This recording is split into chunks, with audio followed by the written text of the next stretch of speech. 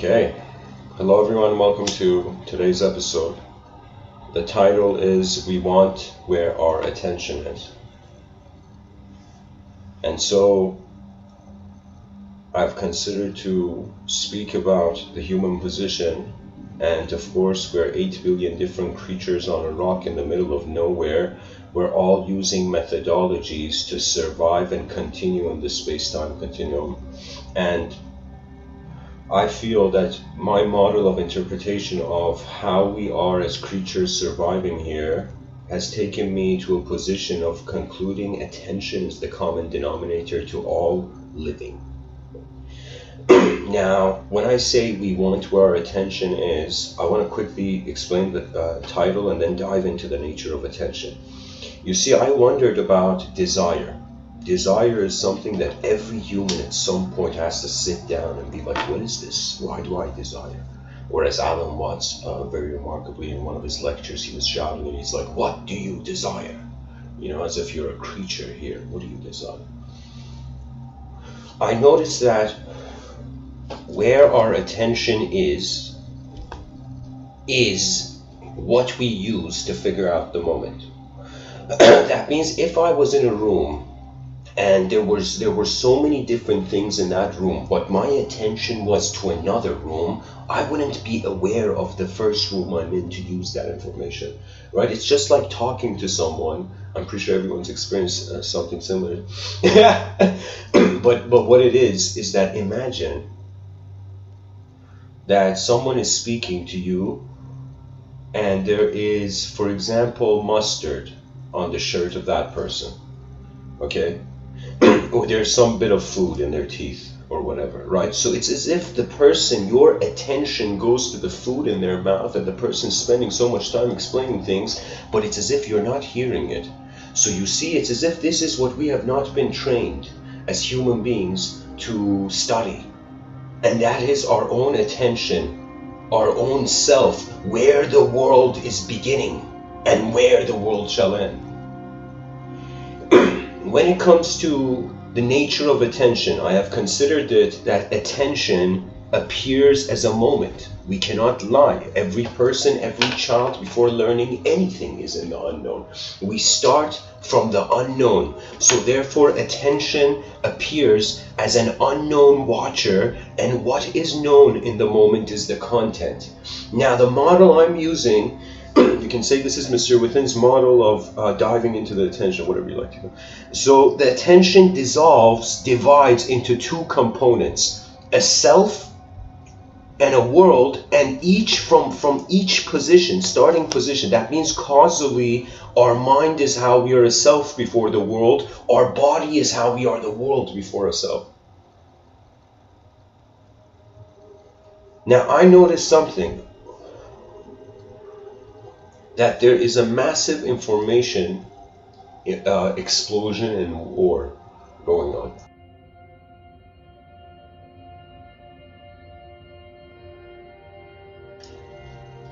I would call this, in other talks I've called it, the language war.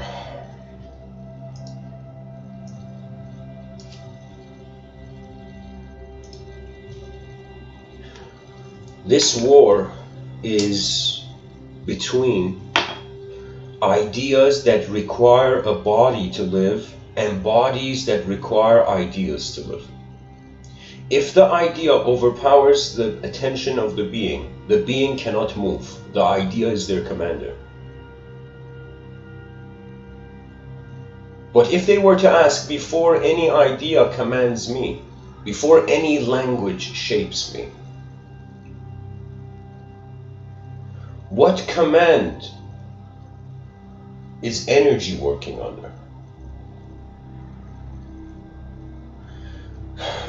I have personally an idiosyncrasy, a unique thing I do.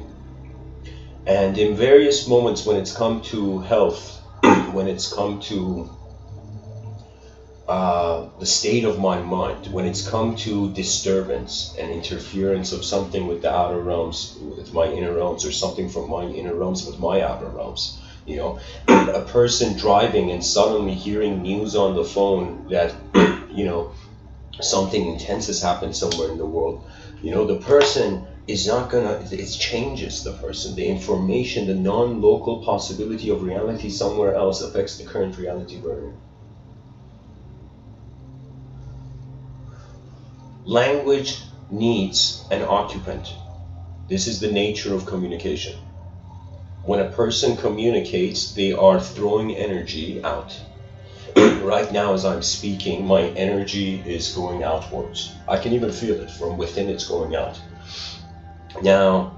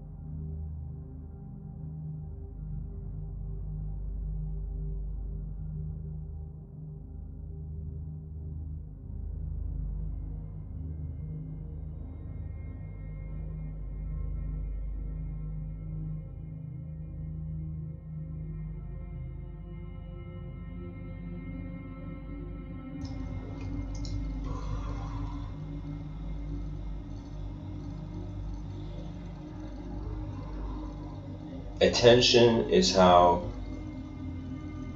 the mind moves.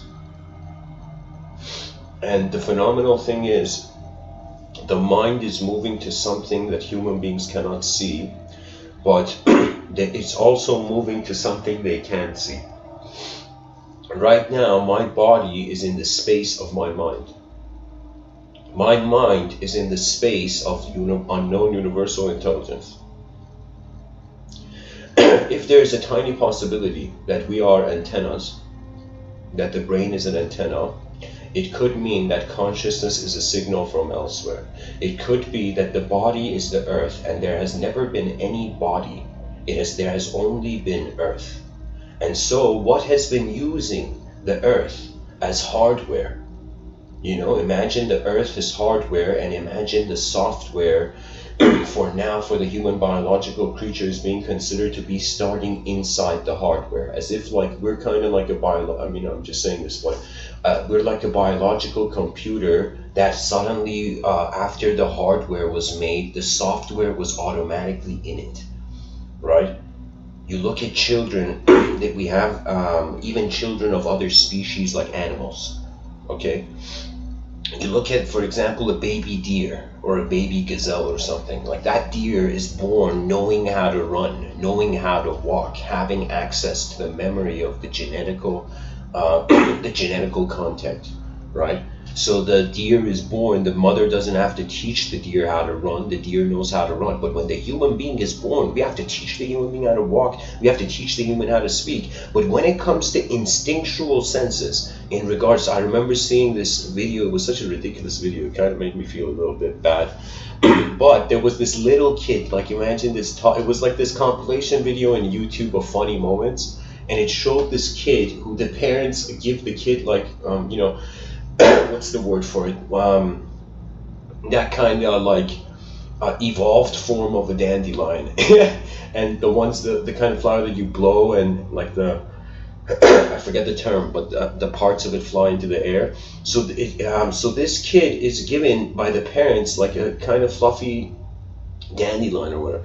And so what the person does, what the kid does, is the kid tries to eat it, and the parents are watching, and the kid tries to eat the flower, the little white things attached to the kid's, face, and the kid instantly takes the things off.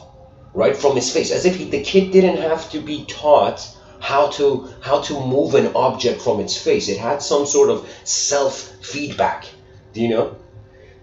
So I feel that in nature, feedback loops really emerge. That means we may feel we're like a completely new being when we wake up, or a new person when we wake up tomorrow.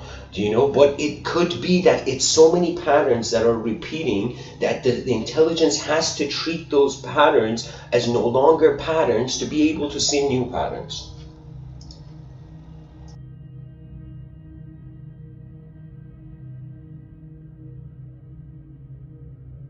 In some of my lectures, I spoke about it as the second naturizing.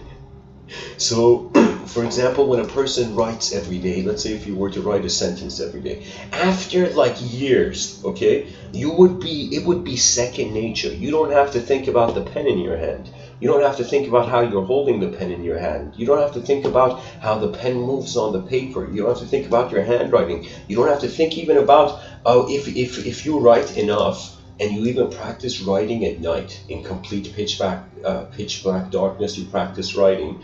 You're gonna see. You don't even need to see the page. Just the tip of the pen hits the piece of paper, and you can know exactly where you're writing on the piece of paper in darkness, if it was in a dark room.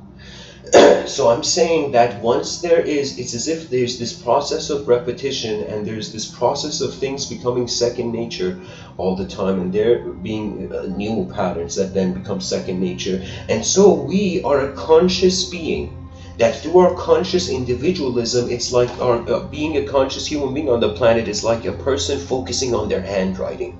But when that handwriting becomes second nature, then it becomes no longer an identity with an idea that had value in the space-time continuum. But now that the space-time continuum has changed, the world has changed.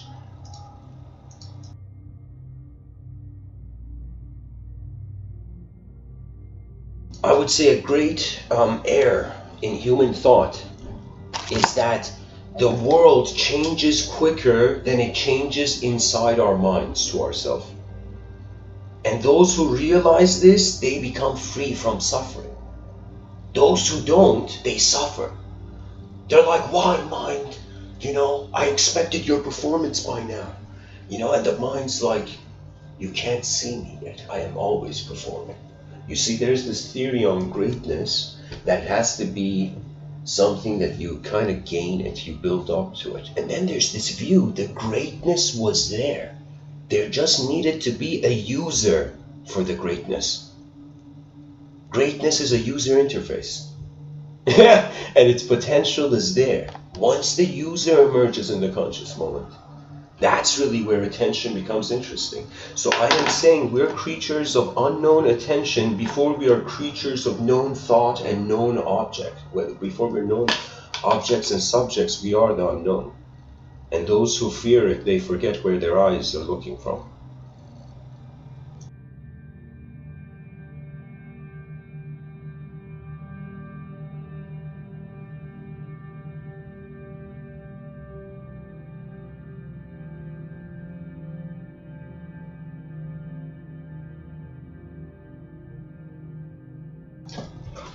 This world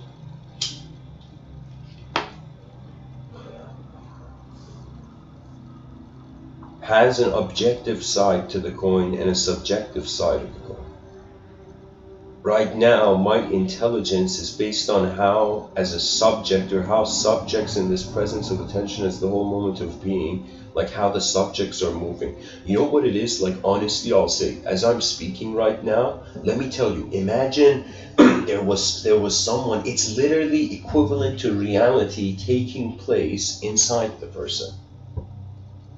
So I am just sharing events. Imagine if like, I'll be honest, maybe it's about time I share this in this manner.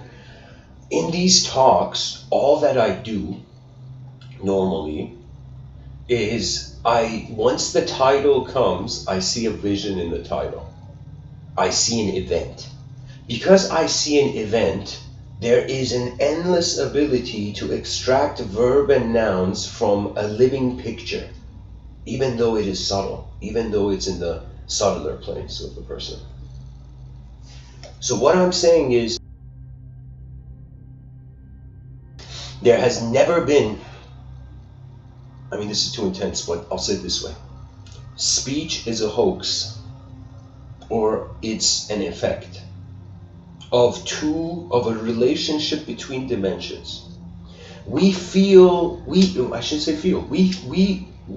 consider we are a creature, but how do we know that a creature is not a communication between two worlds? It has to be. Right now there is the inner world of myself, and then there's the outer world of the world. You see, honestly, I'm pretty sure everybody feels like a character in a video game where every morning they're respawning. Whatever the character does that day. When they sleep, and once we awaken from deep sleep, it's as if we journeyed from somewhere. You know? For me, it feels like teleportation when I wake up in the morning. I feel I have been teleported. Right? But I have also had moments where in the inner realms, I would say my inner realms have changed quicker than my outer realms. If my inner realms change quicker than the outer realms, I am walking with the moment. I am going forth with the intuition of the moment. If my outer realms change quicker than my inner realms, then I see what the outer realms have to say. That means this idea that the mind is a lousy master but a great servant,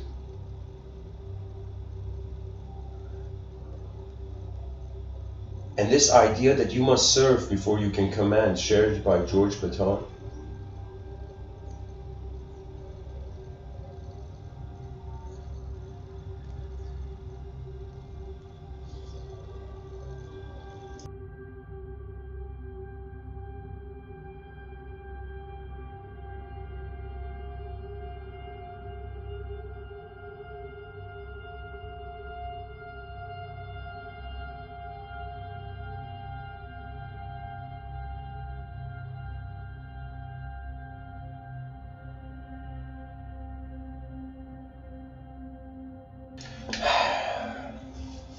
You serve the known dimensions of self and world. You serve the unknown dimensions of world and self. What this means is, this is the model.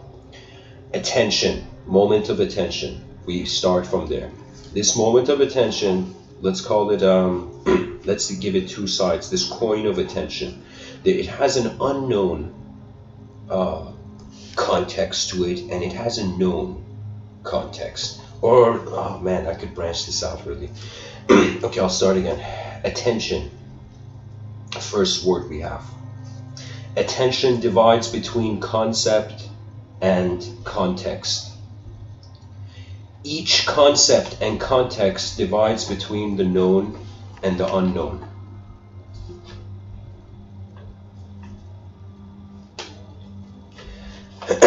Now, the unknown of the context and the unknown of the concept, the unknown side to the concept and the unknown side to the context where the concept is found, their common unknown is the same. And this was really Carl Jung's effort. Carl Jung's really did a huge thing. You know what it is? It's like, imagine philosophers are sculptors. You know, they're sculptors, but they're sculpting the ideological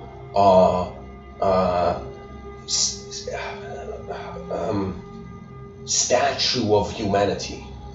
So Carl Jung made the biggest contribution in the sense of saying what each sculptor or ideological sculptor or philosopher that is sculpting the known from the unknown, the unknowns are the same. Carl Jung made a lot of generation of human beings relax and to be able to bond over what I don't know, what you don't know, what the species doesn't know, and what if the species knew the world doesn't know.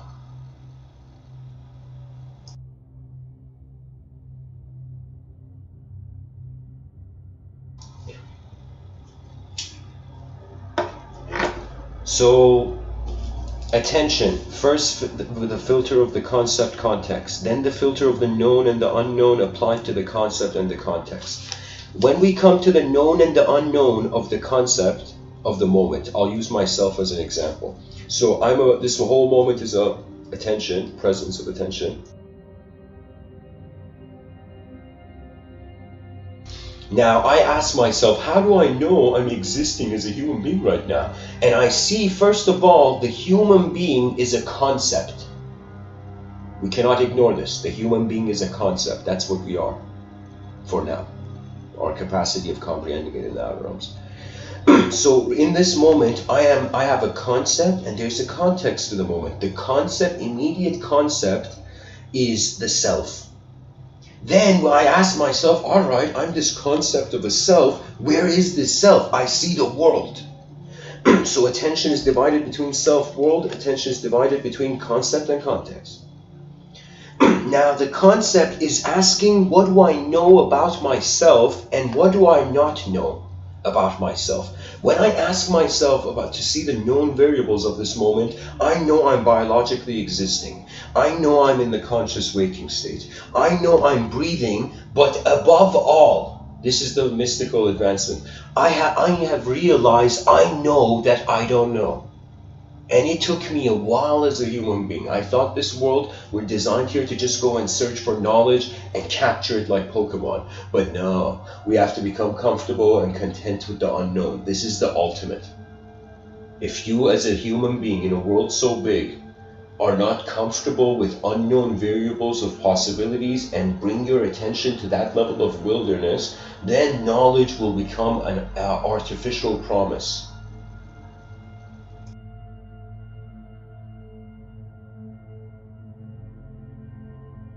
Divinity is the unknown moving the known. So when I wonder about this self, in front of my eyes, known landscape. Behind my eyes, dependent on the known landscape in front of my eyes. So the known self, science is incredibly contributing. The medical sciences are protecting it. It's like the closest thing to angels on this planet is those in the medical practice, you know. It's like the medical sciences were an immortal rebellion.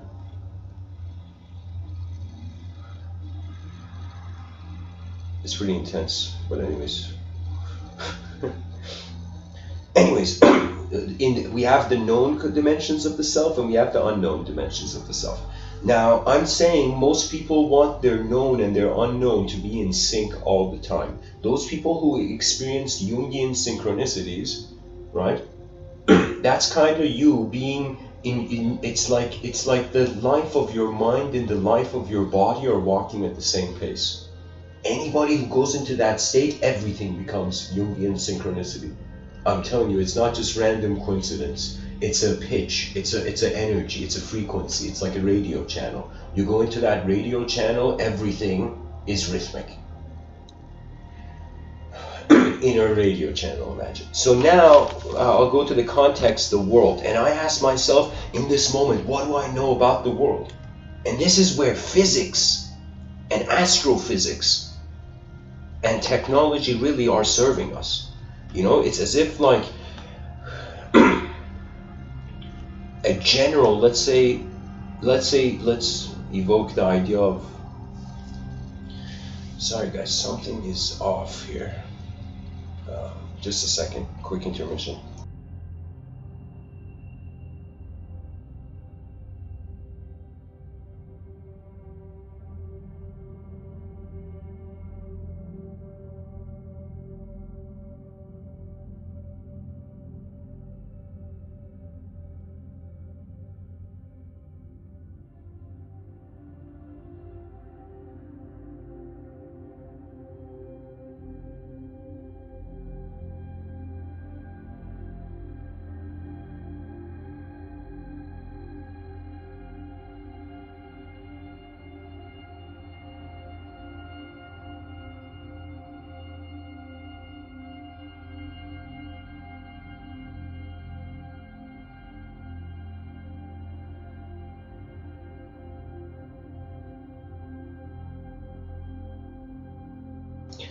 Excuse me. Had to check on something. Anyways,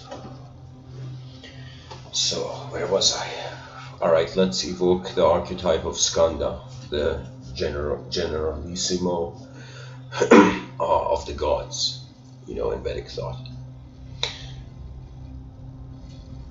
Order, let's say you were, I don't know, let's be poetic here. Let's say you were a multidimensional, let's say you were a general from, in Vedic thought, the Brahmaloka or beyond.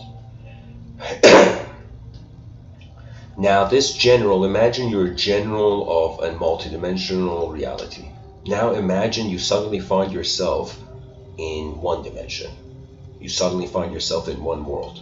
Okay? Now all that you harbor is the momentum of your inner realms, the impressions of what the person's spirit, dare I say, was before they were born. You see, there's this view in certain cultures, mystical cultures, where they feel it's actually an entrance process. That means there is a sort of entrance exam to humanhood. Now, let's say a higher dimensional commanding force finds its eyes in a lower dimension. Let's say like a three-dimensional command finds itself in a two-dimensional realm. So in the two-dimensional realm, the command is not fully accessible. That means if we are something in, for example, the 3 dimensions, right? I'm just using dimensions as an example here. 2D, 3D as an example. So 3D, if we hold the 3D truth and we suddenly a 3D command, let's say, let's say you're a general in a 3-dimensional realm, you're a cubic general, and this cubic general is given a command in the cubic realm, okay, in the 3-dimensional realm. And suddenly in Square Town, this cube incarnates in Square Town. Now, as a square, the square has a value, but there's as if 5 other dimensions, 5 other square planes missing of the cubic command. So this is where I would say metaphysics was first trying to go just beyond, yeah, I want to increase my power, like I want to go Super Saiyan Soul, you know? But we are reaching the time where with multidimensional maturity of a species, a being is realizing the importance of moving multidimensionally, which means finding quickly contentment with one dimension of your being so other dimensions can be accessed. Think as if I put a cube on a table. The table is Square Town, the cube is in the cubic realm. Okay?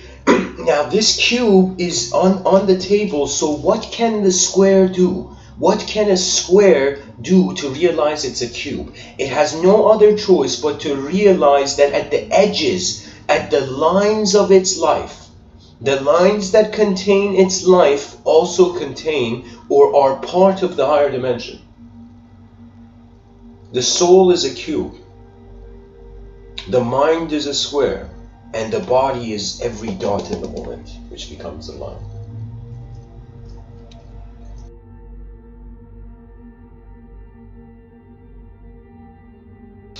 The commanding force of the 3D will find itself in the 2D to be an echo. That means, if it was the case that we really, if we entertain even the cubic idea, that means me plus 5 other lifetimes. That means right now, imagine there's 5 more other versions of me in parallel realities, and together we are being the cubic soul. That means it's literally like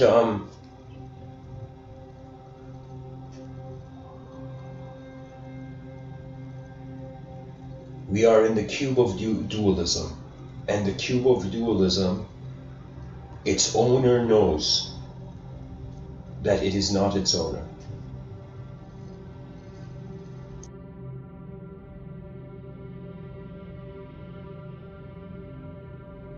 This is why really compassion love, decency, these are the greater gifts. A being who understands compassion. You know, we've had stories of incredibly intense warriors, people who've tried to show off their power. They're warriors in battle, right? In Persian mythology, there was this guy named Rustam, a divine warrior, undefeated in battle, as if the universe listened to his will, because his will was in accordance to him. But this divine warrior with an ego, accidentally in Persian mythology, a warrior comes to challenge him and he doesn't realize it, it's his son. Right? So he defeats his son with the ego's warrior's pride. Yes, I am powerful. Look at me. And suddenly he realizes he has defeated the power of his future. Dictators are selfishly taking the power of the present and denying the power of the future. Because if we consider the purpose of human life is to reproduce, and the genetics passes on the memory, like we are genetical memory right now. We are like a gene that's living endless parallel lives, you know? But in a kind of forward path in time.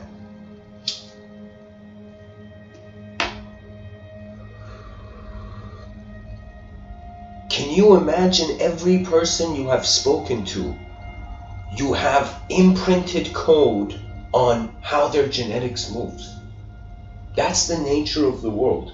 I have seen, I can tell you, there's been moments where, like, it's conscious, the person decides to look at something and realizes something, like meditation, for example, it's a conscious practice.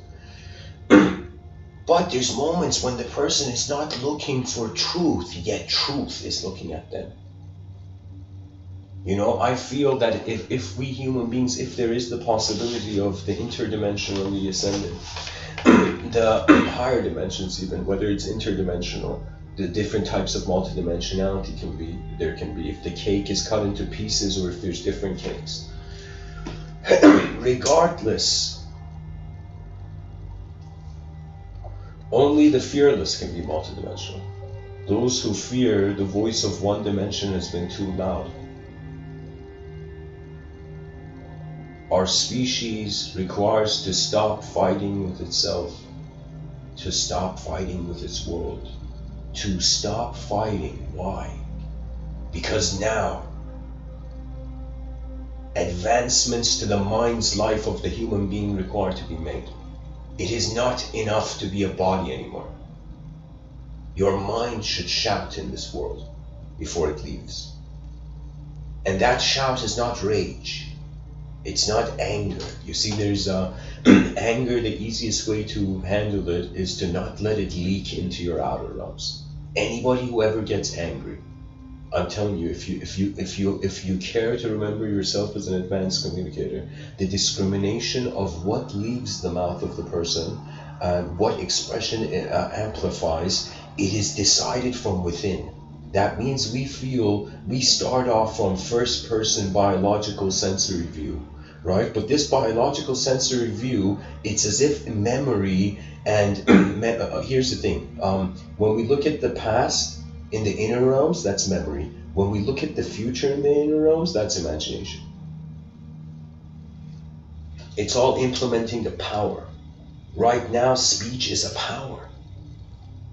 Do you know how long the world has been silent? 4.5 billion years of just silence. And it's been now where language is walking with us. Language is a man's ally. If we understand it's a technology we will use, it is the most powerful technology, I am telling you.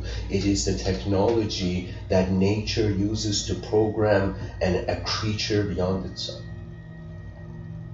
Language is alien technology, I'm telling you. Language is not, it has nothing to do with the earth.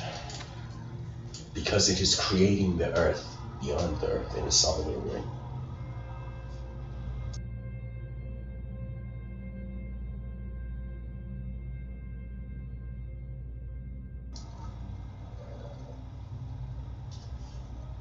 A person has to have an ability to realize and reverse engineer to how they are a person. If they do that, they will come to a moment where in this life they awoke. You awoke into your identity. We were born physically, but we were also born ideologically to ourselves. Jacques Lacan says this is the mirror effect. As if the child looks in the mirror and says, who's that? And the first person viewer for the first time gets a third person view. That's the power of a mirror. Mirrors are honestly, like, I could totally see how they were weaved with the esoteric, because they're instruments of self-reflection.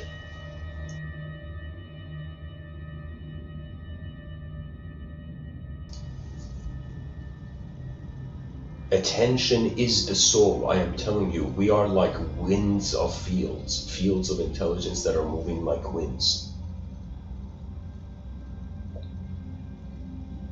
They asked the yogi, are you afraid of death? The yogi's like, no, I'm afraid of not figuring out what life was before I died. Death is a part of nature. It's stretching from the tree, the leaves, the trees. You know how many times I have died to myself every day, every night I sleep, I die. Every night I notice how I vanish. Not consciously, I've tried it sometimes, but what happens is it's a very thin line between overthinking and mellowness. And somewhere between those states of mind, if the person stays awake, they walk consciously into their mind. So imagine a dream is something where the person is like standing when they sleep. The way they're going to the dream state is like, what do you call those things? Those kind of like flat escalators they have in airports, horizontal escalators. It's like that. When a person sleeps, it's as if their attention is local to their body. And anytime, and let me tell you what the phases is. The phases is from like an idea, then attention back to the body, then the body paying attention to itself. So the last thought, I feel that this is potentially, of course, I'm one person. I can't speak for how other people fall asleep. But I'll tell you this, that what happens is that from the story level of life, where you're a character in a story, your attention comes to your body, and then your attention stations at the breathing. When your attention stations at the breathing, eventually it goes in a different angle into a sort of escalation, like the horizontal escalator. And it's a horizontal escalator where you're not walking, you're just standing. If you walk, you can't be it's kind of like unknown. It's like the unknown moving the known, but this is an unknown that you are familiar with, but not the conceptual self is familiar with. You as an energetic being are familiar with.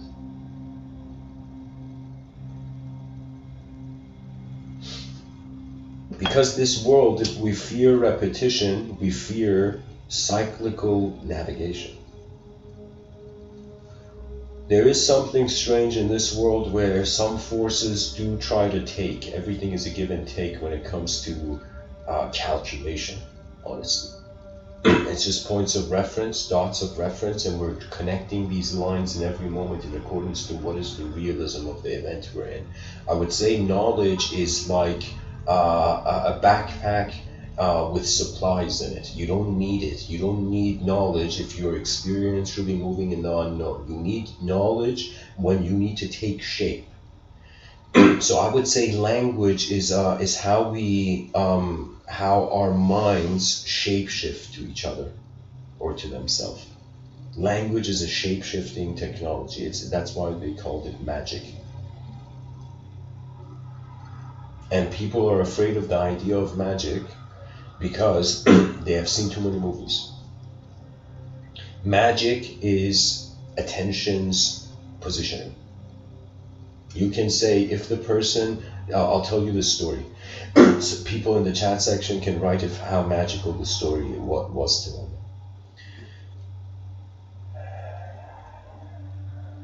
This person is walking in a forest. As he's walking, he suddenly looks to his right, you know, just a quick stare at what's on his right, and then he stares forward and he's walking. But then he's like, wait a minute, what did I just see? He stares right and he sees there's a tiger staring at him, as if the tiger is trying to process, trying to calculate, trying to make up its mind. The guy sees the tiger and runs.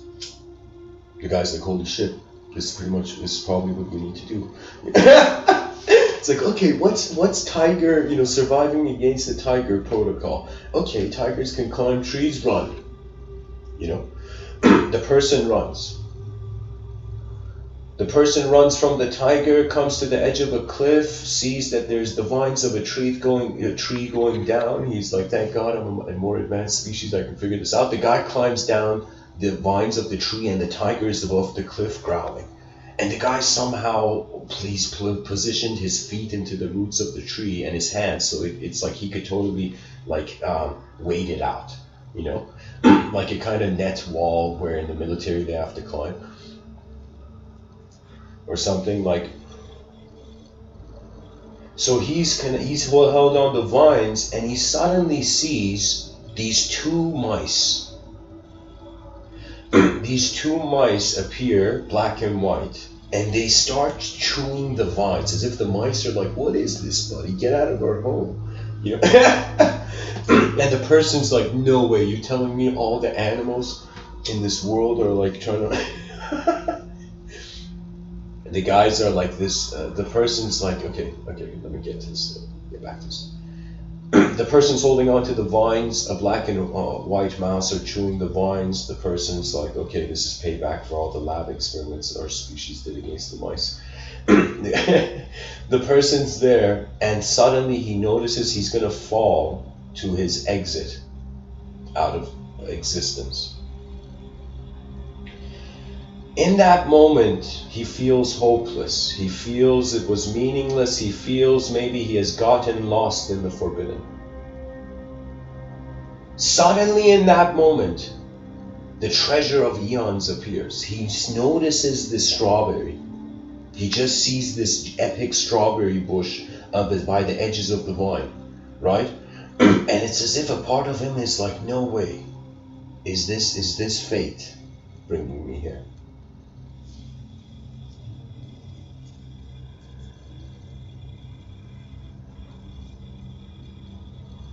The person takes a bite from the strawberry and he says, what an incredible strawberry. And that's the end of the story. And the story doesn't continue, but if it did, the guy falls down and dies. But he saw that moment. He got a glance at the ultimate before his exit.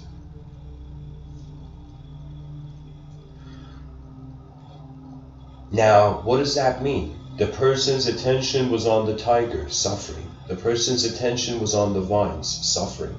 The person's attention was on the mice, suffering. The person's attention was on the strawberry. Wait a minute. It was as if nature's perfection. Nature is a great teacher. I would say before any human guru, there is nature as the guru. That means it's as if like it's like, what teacher, when the world is moving, what teacher has the world requested? It is just a battlefield in the space-time continuum. We're just like stranded. We're stranded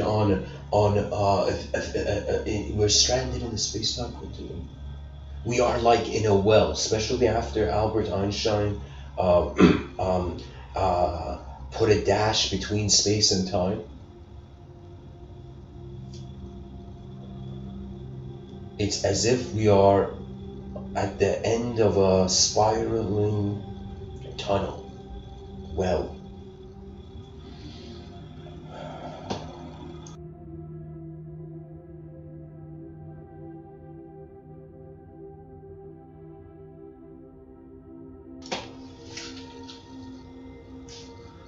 the strawberry, somebody in the chat section says he didn't attribute thought to the strawberry. Let me tell you, it has nothing to do with the strawberry. It has to do with him no longer needing to search for it. That means when the tiger is chasing you, you need a solution out. When you're hanging on the vines, you need a solution out. When the mice are cutting the vines, you need a solution out. But that was one moment that was not imperfect from the beginning. It was perfect by how it was just being. That means in a world of imperfect doership, perhaps beinghood is perfect. That means we are perfectly being imperfect. We are perfectly being an imperfect doer. That's the power of, that's nature's teaching. Nature doesn't teach through words. It just as if it just puts its hand on your shoulder like a general and says, remember yourself. That's nature's power. It reminds you what you were before something moved in an attention that was already being. When Shakespeare says to be or not to be, everything is being. Shakespeare even knew this. Shakespeare even shared his plays knowing that they may continue to be. Shakespeare, to me, his mind was immortal. His mind attained immortality. His work was immortalized him.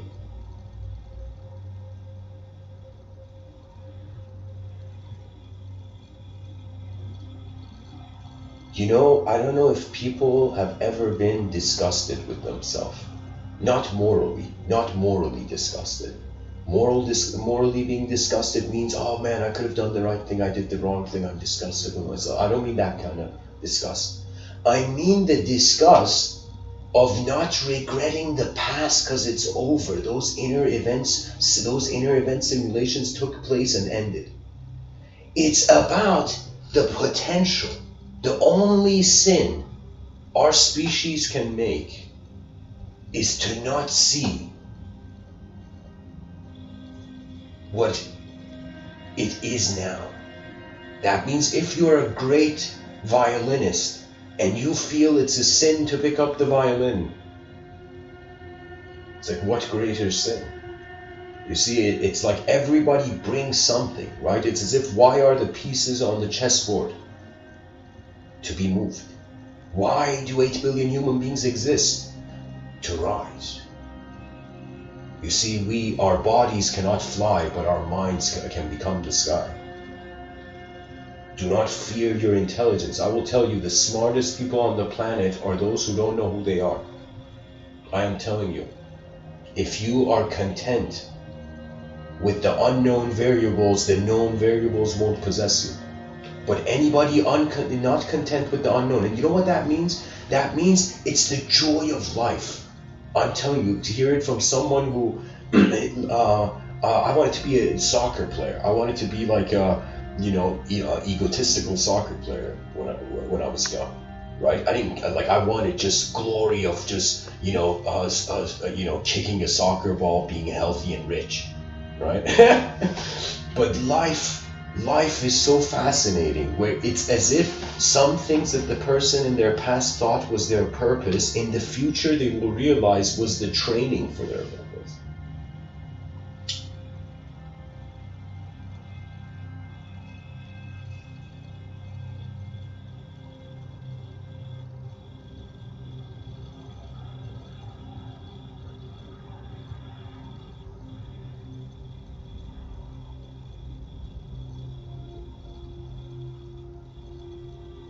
And I became introduced to the mind's soccer field.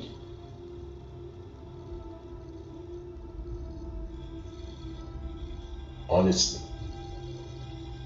it's strange where we start off wanting to be something to ourselves, then we realize the world is being something that the self cannot see as long as it wants itself. The unknown is true power. Those who can stare at the unknown. And it's only those who endure. Let me tell you why, right? A person who experiences suffering, they attain inner strength. Why? Because they have been exposed to the intensity once before. Now, as a creature, what is going on is awareness is calculating human possibility and then manifesting it. That means way before I gave this talk, probably the moment I woke up, I had a feeling to start noticing things about the day. Their attention is just remarkable. I can't emphasize this enough. And if you check this out, let's say most people, they have identities, right? A person says, I identify with this, I identify with that, and this and that could be on a national level, on a social level, cultural level, even global level, even universal level. I'm pretty sure there's human beings who feel they're not from this planet right now as I'm speaking. And there's probably some mystics who feel the planet is not from here. The planet is not here. That means it's as if we are here, and that's why the planet is. But if we are not here, where is the planet? You see, the only way, they say, this is what I disliked. Oh man,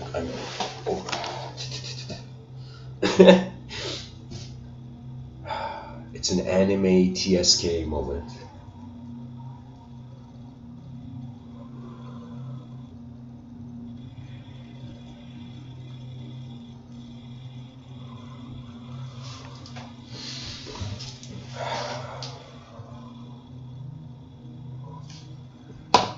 My body is here to serve my mind.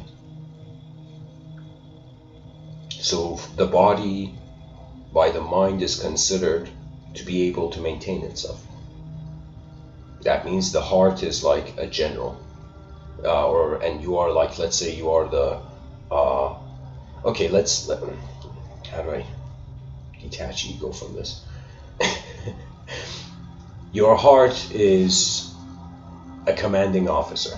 Your heart is the commanding officer of your biology. Your heart and your lungs, your breathing.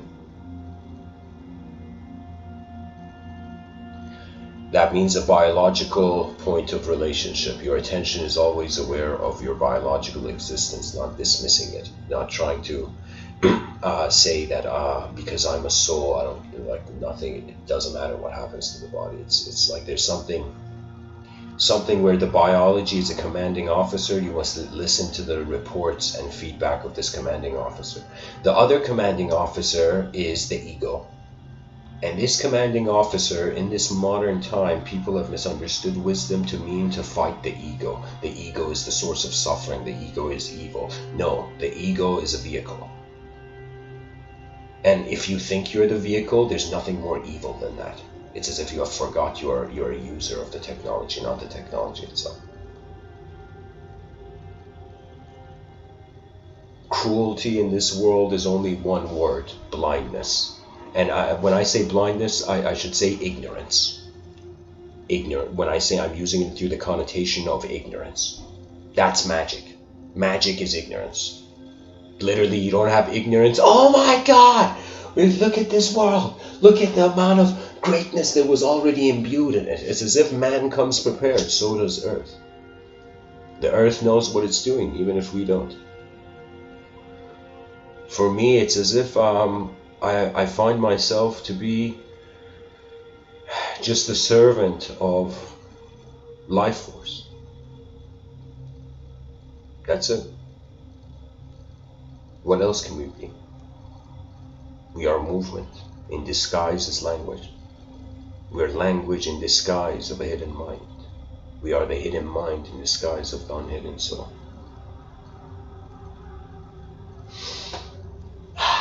As Dylan Thomas says, do not go gentle into that good night. Rage. Rage against the dying of the light. Rage, let your consciousness, let the living be the greatest rebellion. Right, as if in that, let me tell you who the great warriors on this battlefield of the space-time continuum are. Those who timelessly live in time. I can tell you that there are beings who, I just knew this, I just knew that it's like, because I'm going on this kind of vocal project of a lifetime, there's going to be a lot of yogis. A lot of sages and yogis are probably listening to me and be like, Those who say do not know. Those who know do not say. And I will say, I am speaking without speaking. Because when you remember yourself as the silence, the unknown silence, you fear nothing. It's strange. Even in tense moments, not that there isn't fear, there is emotional, like there's an outer realm fear and there's an inner realm fear. The outer realm fear requires caution. You gotta literally listen to that fear, right? Even in, I could share this from the Abrahamic context, where they say fear of God is the beginning of wisdom. All religious people, you ask them what wisdom is, they say fearing God. And it makes sense in that context. Why? Because fearing not abiding in accordance to the universal mover. Yoga had such an interesting algorithm to salvation. Their algorithm was not do the right things, go to heaven. Their algorithm was stop being the wrong thing and you will be heaven.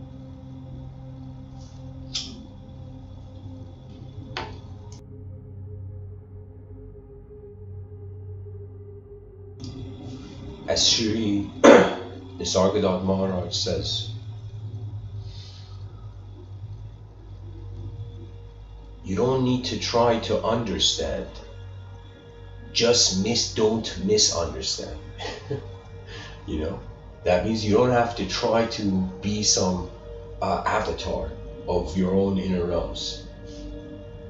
Because I'm telling you, the biggest teaching that, like, imagine the logos being this idea shared by this ancient Greek philosopher named Heraclitus, that it's the inner guiding voice. The logos is how the soul of the planet communicates to us, the personality of the soul of nature. So it is literally the planet communicates to you from within,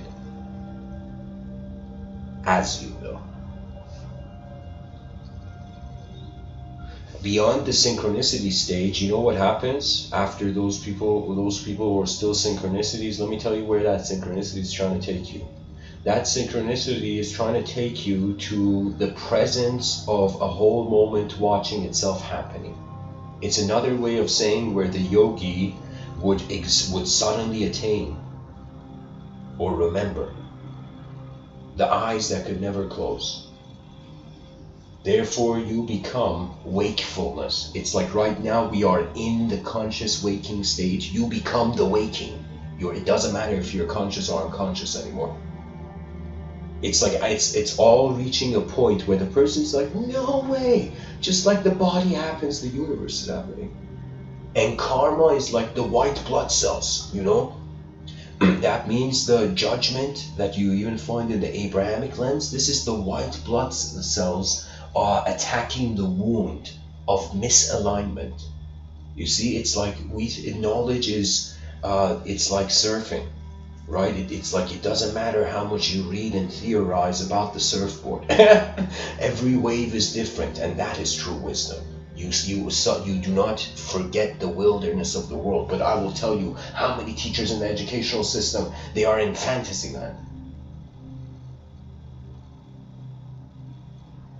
That means it's as if the teachers are not realizing what the importance of the evolution of the eyes of the creature, right? It's like the educational system is like one doorway for 8 billion human beings with different sizes.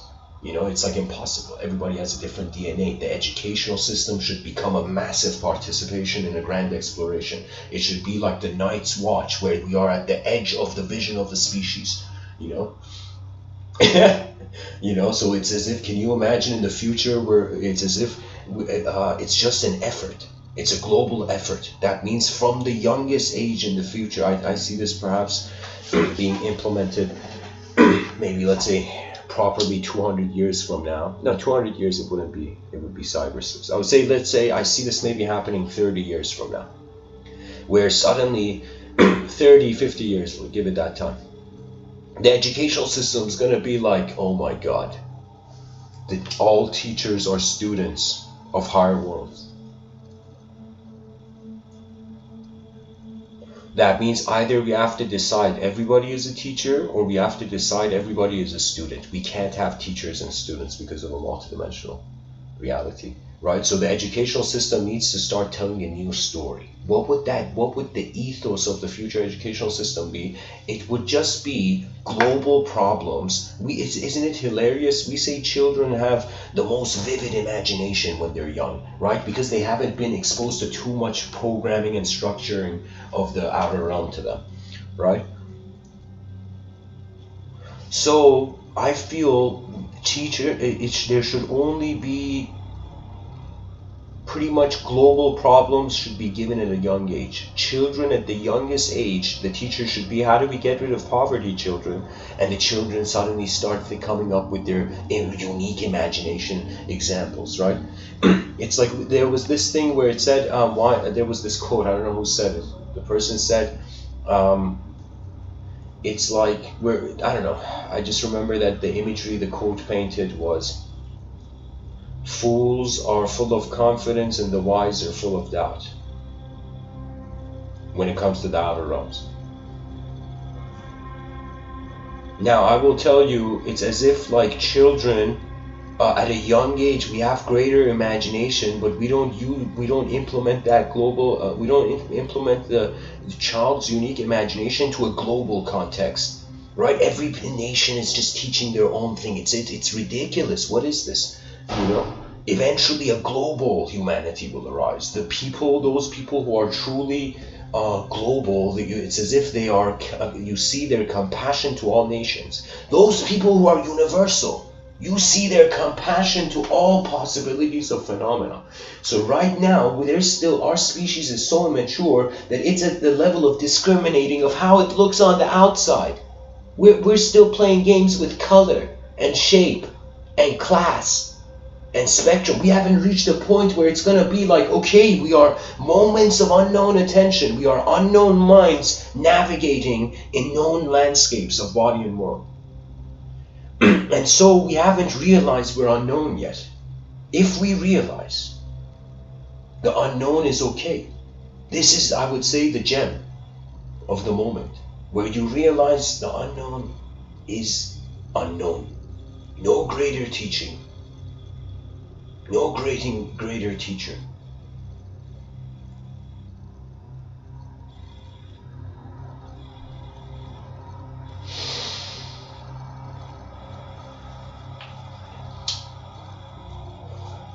Education should just be eyes trying to see more. There's so many ways the eyes can see more. There's so many systems of knowledge. People have become followers rather than being inventors. We need a rebellion of inner reinvention. Massive collective global. Every human being like, all right, what did my ancestors do that I haven't done? And we realize our ancestors all lived with branding. That means I'm going to be the first person in my lineage.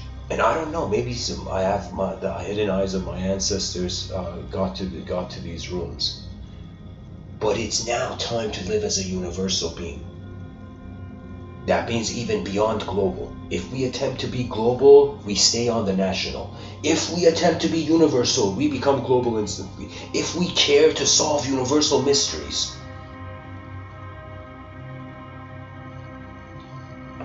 your soul will shake the hand of your ego into clarity.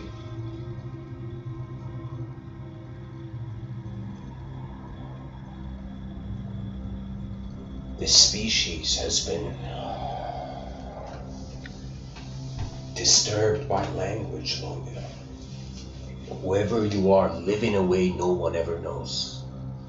No one has ever known so far. I am telling you, doing something new in a world where endless systems are repeating is the divine. That means it doesn't matter if the person always wrote with a pen that was blue. Start writing with a pen that is red. That's the novelty factor. It's slight, it's micro counter responses to familiarity. right? So it's like suddenly the person after, I'm telling you, it's like every person has that wilderness of novelty in them. You know, they just need to realize they are the pilot of their life force. And attention, where attention goes, the world is bound to. So if you suddenly believe we're all jello, you'll be like, oh my God, we're in a world of jello. What do we do? Let's suffer. You know, if you think we're in a world where there's nothing here, then you will suffer. But it's hilarious because the way nihilists can't ever get sad, because who is there to get sad? That means nihilism is one of the most funniest philosophies in reality. Nihilism. Let me tell you why. Because there was nobody to be a nihilist. It's too empty.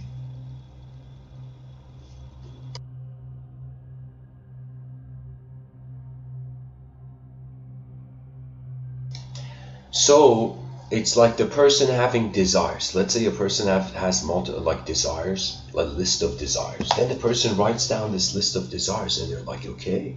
But then the person thinks philosophically, wait a minute. How many desires do I have that I don't know I have? Right? Because if we are divided, if our roots are in the unobservable universe, but our fruits are in the observable universe, then we don't know the potential, not potential, we don't know the roots' eyes, the eyes of our roots in the unobservable. So it could be that we are not human. It could be that we are the mask of humanity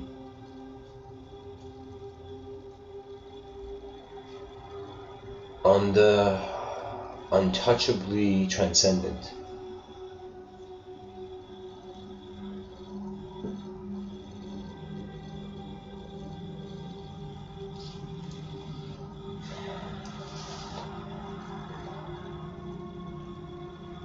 You know, it's as if the person's like, why isn't God communicating to me? And then the person's like, because you're calling it too many names. Nobody likes to be called names. Yet the species is worshipping the language of their own intelligence. There has to be something more, right? It's as if the person wants to see. This is what I would say an advanced communicator would do. An advanced communicator would first quickly, in whatever system, whatever environment, try to understand what does it mean being a fool in the system. The moment you understand how to be a fool experientially, you don't fear the foolish. When you don't fear something, you can't be branded by it. If you fear spiders, you'll be branded. You'll be that person who fears spiders. You know.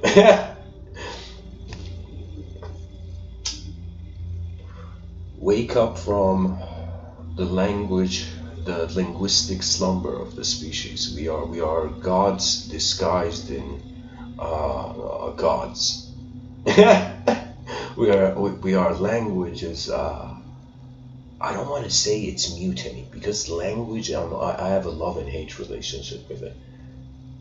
When you're conscious that it's a technology and you use it like an Iron Man suit, I love it. It's incredible. But when you think you are the language, oh, disgusting. It's like this person thinks there are thoughts still, you know? It's like, where's your multidimensional manners, you know?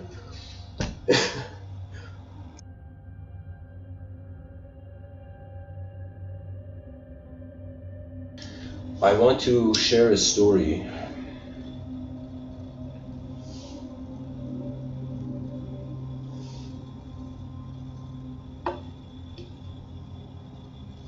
from Buddha. The Buddha,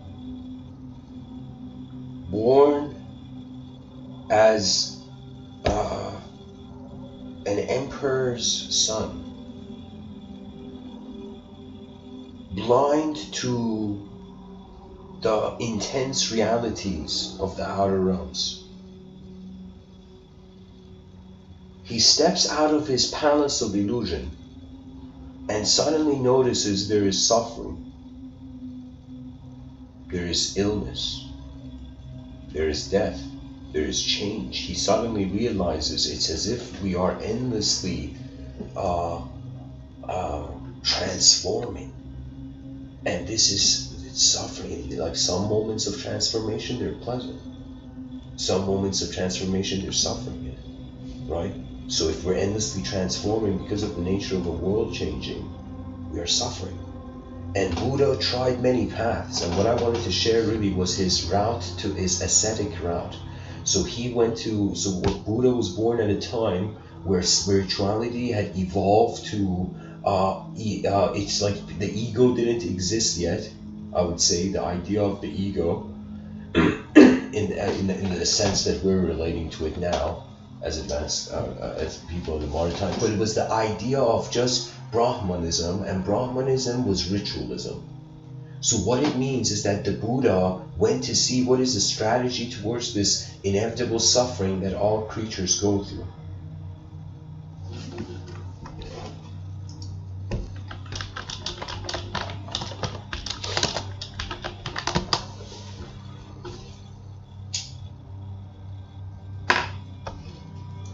There's a picture I want to share with the audience.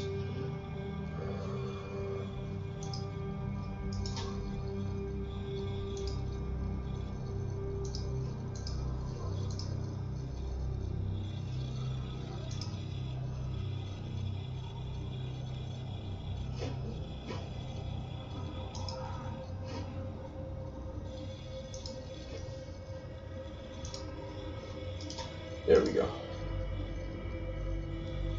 Alright guys, I got some cool pictures. Before I share them, I'm going to say, so the ritualism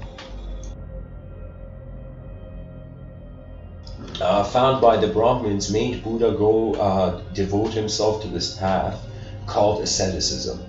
And asceticism is pretty messed up when you really look at it, but at the time, you know, they didn't know what was messed up until they did it. Right now we have a lot of information. We have a nice history codex, you know, with so many unknown gaps. But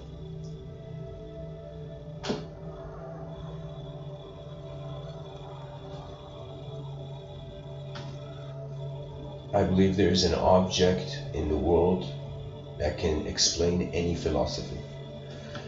Be the perfect metaphoric explanation of any philosophy. But anyways,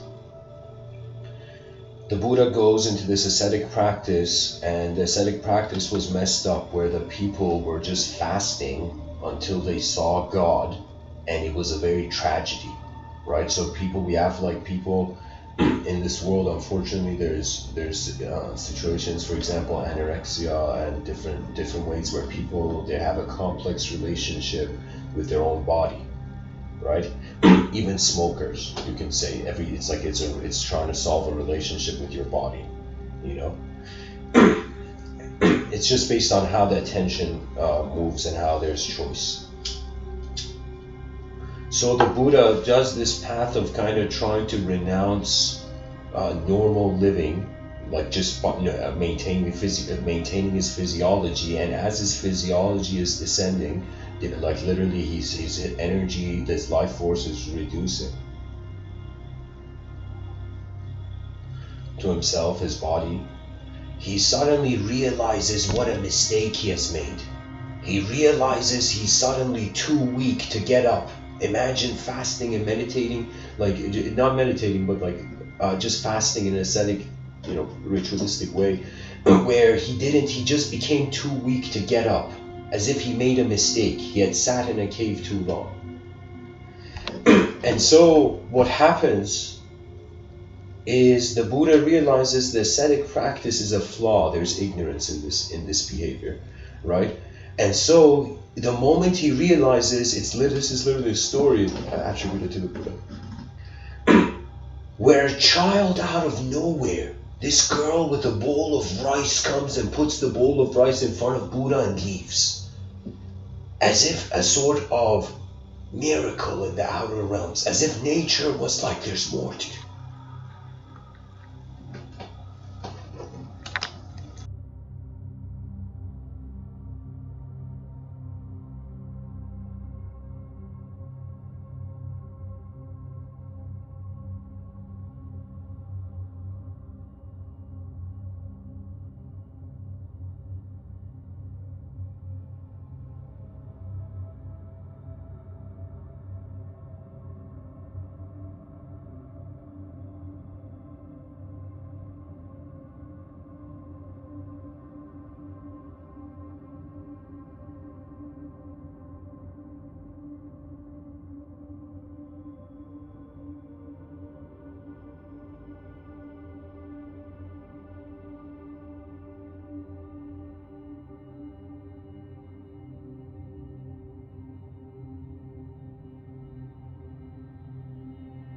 Excuse me, I got a bit emotional there. Alright. So the Buddha realizes it was a mistake. He eats the bowl of rice, he gets out of that moment. He gets out of this wrong karmic current. You know? And eventually he goes through a lot of other journeys. And his journey brings him down to a moment where he has found no solution to this suffering in the outer realms. Everything he does, the roar of the temporary is louder in the outer.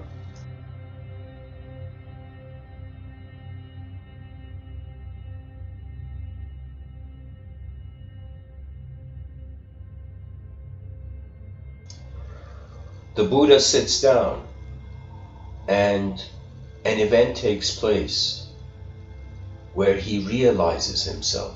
He realizes what he has been searching for is not an outer attainment, it's an inner recognition of what is. And so in his inner event, in his inner realm, suddenly, I think they were called the Sisters of Mara, the Mara sisters. The Sisters of Mara, anyways, just suddenly imagine a cloud. You know, suddenly, what was the term? And endless arrows of ignorance and darkness are thrown from the Sisters of Mara at Buddha. And Buddha instantly turns them into lotus flowers. And all the arrows that are about, all the ignorance, the chaos, the savageness of the outer realms that is trying to touch his inner realms, suddenly before they can touch his inner realms, they turn into lotus flowers. He has realized who the pilot is. And as Rumi, this Sufi from another part of the world, says, wherever you are, be the soul of that moment. That means the pilot is navigating as the whole plane of existence. There is no purer term that can be given, no purer profession, that a person realizes all that living is piloting the attention that is being given. The Buddha wakes up, or I would say Gautama Siddhartha wakes up and becomes the Buddha. The Buddha means just the awakened one.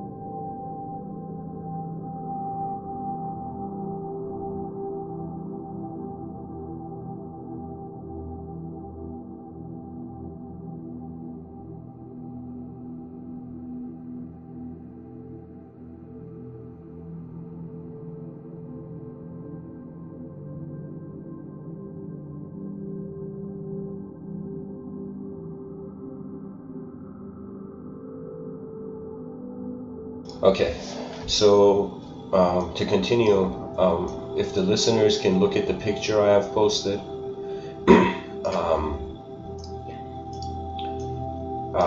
just look at the video. Where is it? Oh, come on. Okay. Okay, I think this picture is enough. So here's the thing. The Buddha spoke, he realized that there is we can stop suffering, and the way to do it is through the Eightfold Path. So after he wakes up,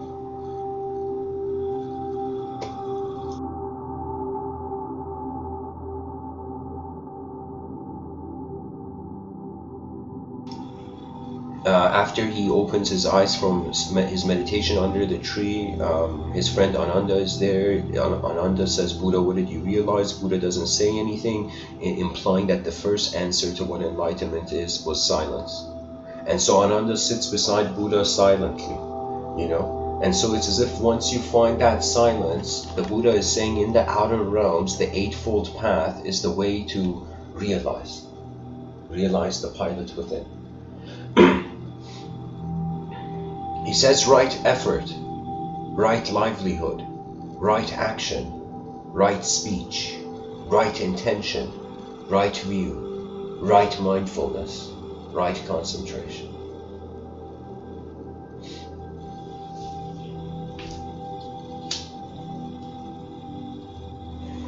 It's as if cultivating modalities of how karma is happening. That means to know what is a right action, a person must also know what a wrong action is. If the person is street smart in their inner realms, they just learn from the right action the potential of the wrong action. You know, that means by living right, you experience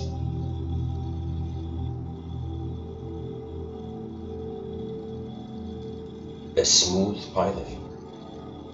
By acting in the right way, and all of these, the only way you can know if something is right or wrong is by looking at it first, right? So before a reason to act, a reason to speak, to even to intend, you know,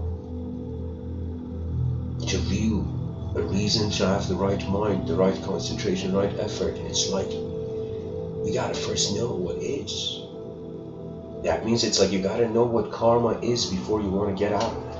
And when you go to see what it is, you see it's you. You are the source of suffering. That means 50% of suffering is self-made, 50% of suffering is just how the world's at.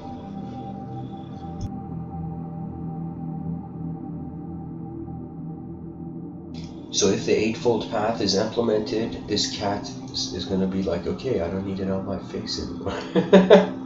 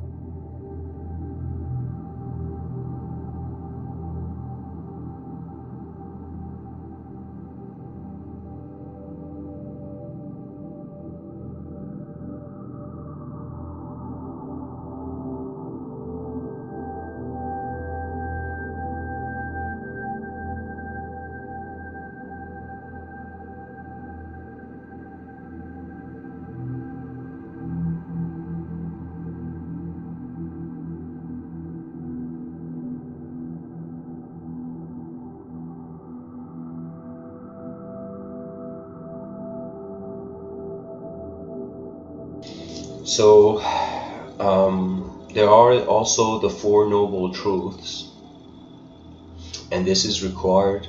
It's as if once the person realizes these truths, then it makes sense why they need the Eightfold Path.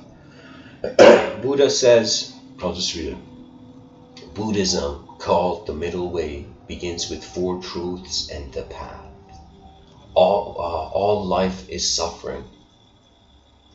Dukkha, there is suffering, pain. And then examples of this: birth, trauma, illness, old age, fear of death, separation from what one loves.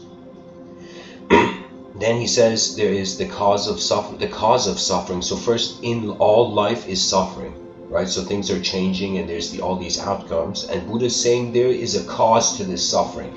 And the cause of it is desire, tanha, I don't know how you say it. Then he says there's suffering because of desire, craving. That means anybody who understands their desire, they understand their suffering, and once they understand their suffering is because of their desire, then they can find a way to stop it. Okay. So the Buddha says the way to stop suffering is to stop desire.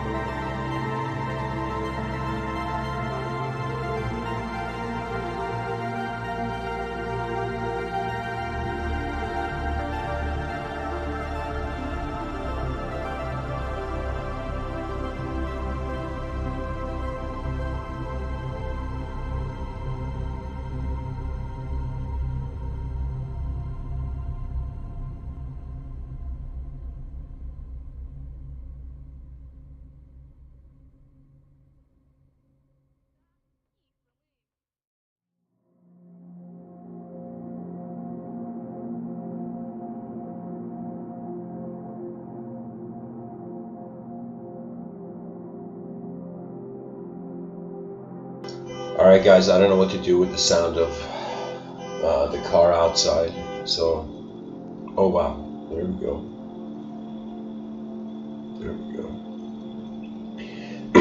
Okay, to continue.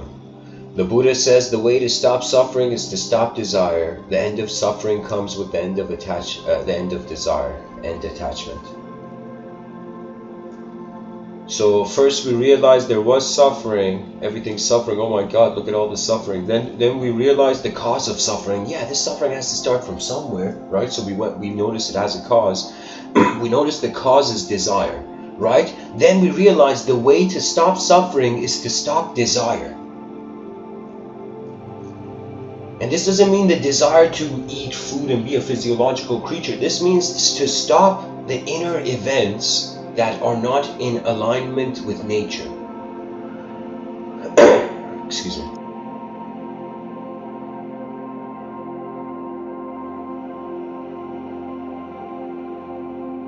And the easiest way to know something's not in alignment is based on how it instantly feels. So then Buddha says, to remove desire, follow the Noble Eightfold Path. There's a way to let go of desire, the quiet mind. That means Buddha is saying we're freaking out, desiring everything. We need to chill out, and then wonder about where are these desires coming from?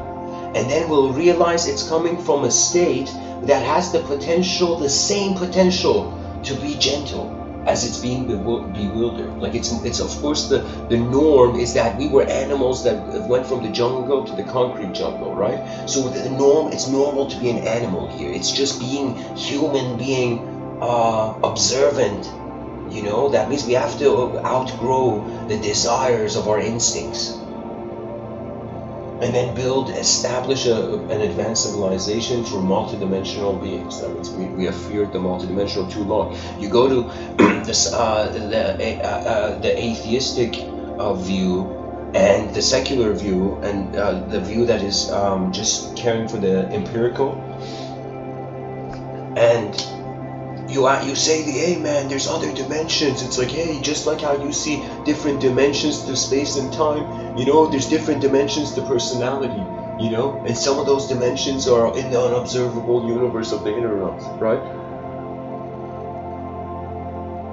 But the secular and the atheistic vision has exiled the multidimensional. And you go to the religious thing. What is the religious lens doing? The religious lens, you're like, hey, am I a soul? And they're like, yes, you are. It's like, then what is the soul? And then they're like, don't ask questions, God's secret, blasphemy. It's like, relax. And so in both angles, we are dismissed of trying to attempt to build something for the multidimensional. The religious sees it as blasphemy, the secular sees it as woo-woo. So what we are literally living in a world that's taking two sides of a coin when both sides are possibilities. So the only thing that the language wars have proven is that the world is multidimensional. And if this can be okay for us, so can the civilization advance in so many different dimensions at once.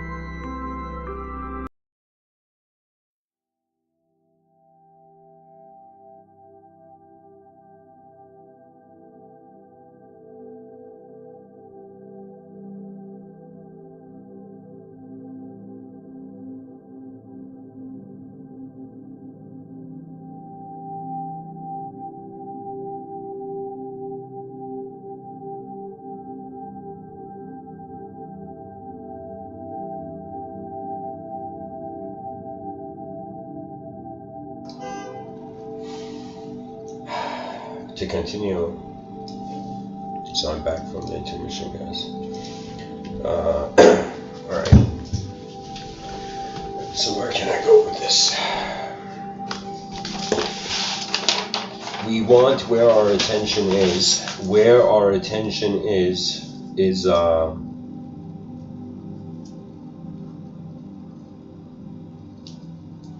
our life.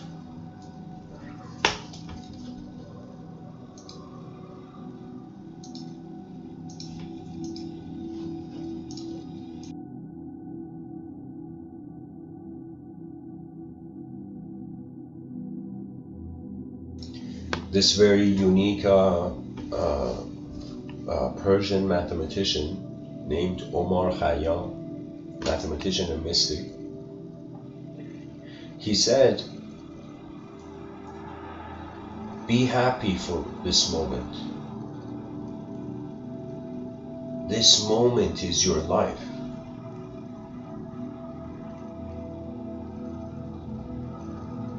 So where our attention is our life. Even in a moment that's pleasant, if our attention is on the pleasant, that's the kind of life we experience in that moment. If our attention is on the pleasant, the mind is trusting itself more. The more gentle the world is, the more the intensity of the inner realms can easily, in a more sophisticated way, pour out into the outer.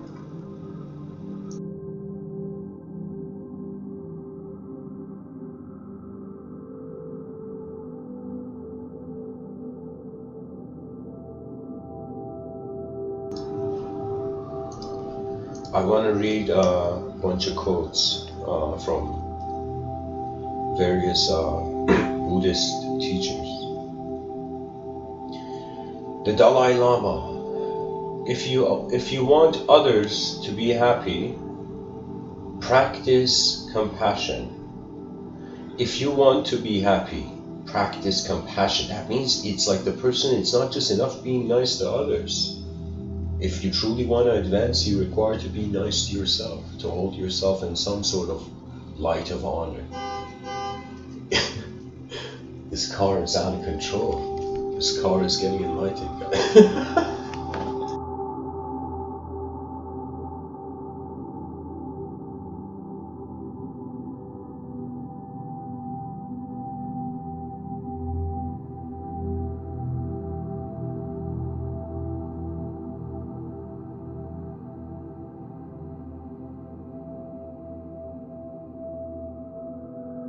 And you know, guys, I noticed something very interesting before I continue with the Buddhist quote tunnel. You just look at this picture I've posted of the Eightfold Path. Instead of the word right, R-I-G-H-T, instead of the word right, imagine there was the word human. So the Eightfold Path is the human view, the human intention, the human speech, the human action, the human livelihood, the human effort, the human mindfulness, the human concentration, you see?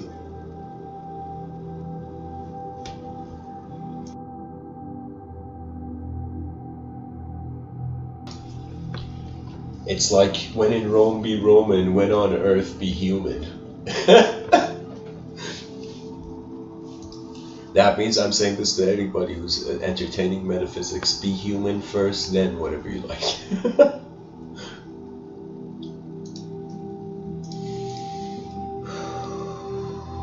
The Dalai Lama says love and compassion are necessities, not luxuries. Without them, humanity cannot survive.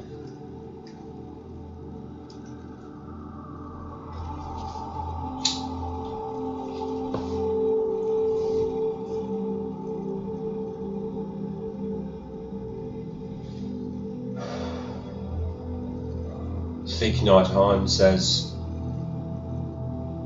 reconciliation is to understand both sides.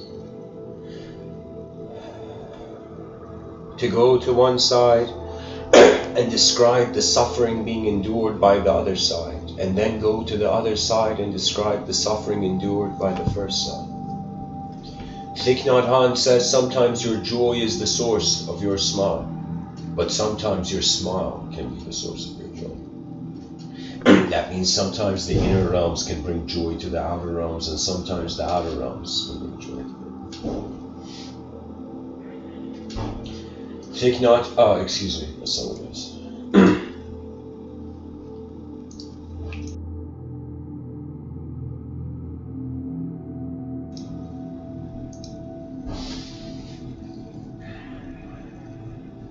The Dalai Lama says it is under the greatest adversity that there exists the greatest potential for doing good, both for oneself and others. That means, I'll just give a comment here.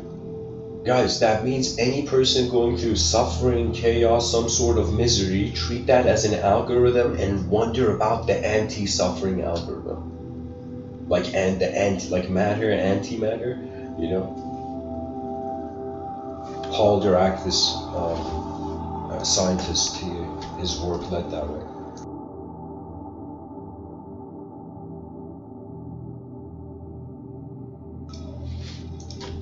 It's like in a moment of suffering, the reverse of it is like the anti-suffering or potential joy.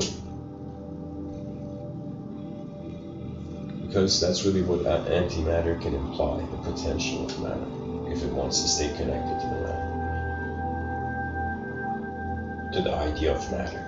But anyways, what I'm trying to say is that every moment is a design. If emotions were stripped out, if personality was stripped away, if a language and all the categories and classifications of life were stripped away,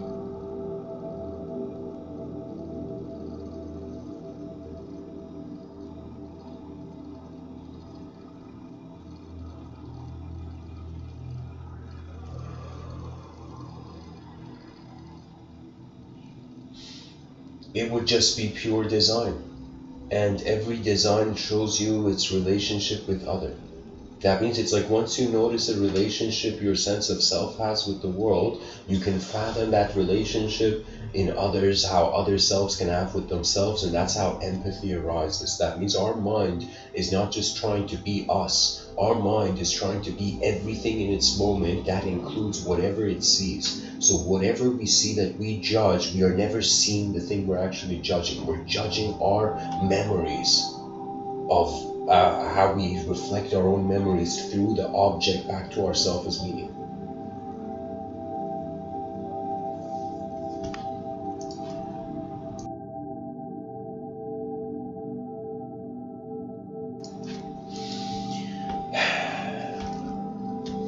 Gautama Buddha.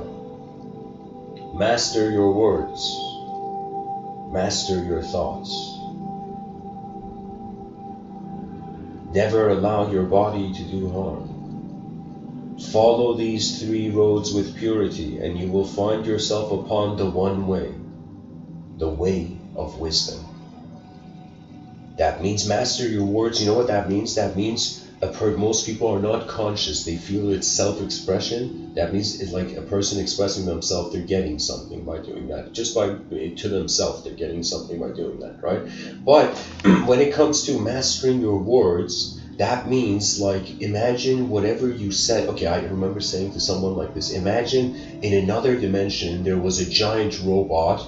If whatever you said, this robot listened to. Imagine. And the person said, oh man, life is turbulent. Suddenly the robot begins shaking the dimension the person is in. That means it's that level of sensitivity that your communication is echoing something into the outer realms. That's why I'm saying you keep it in the inner realms, right? You might not believe it, but I talk a lot here. In so many moments of my life, I'm just the silent mover, really. I'm kind of like watching myself living as the life of the moment. It's like it's really like, what can you say? Life is living to see itself, you know. So Buddha here, this quote ascribed to Buddha. It says, "Master your words." That means don't say anything and say what is honorable to your inner realms, you know.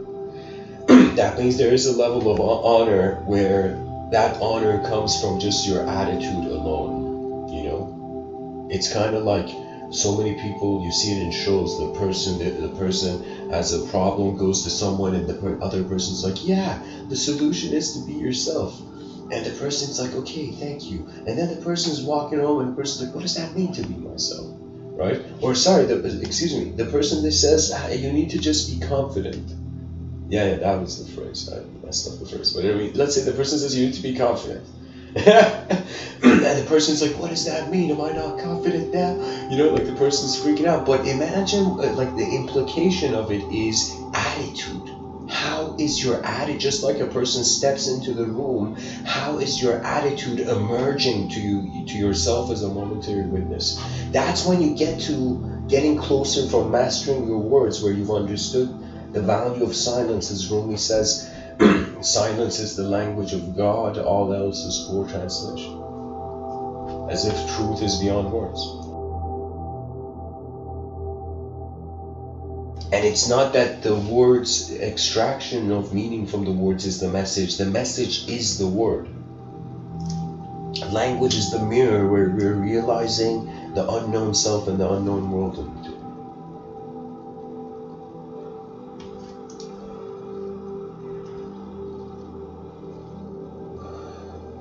Thich Nhat Hanh says people usually consider walking on water or in thin air a miracle. But I think the real miracle is not to walk either on water or in thin air, but to walk on earth.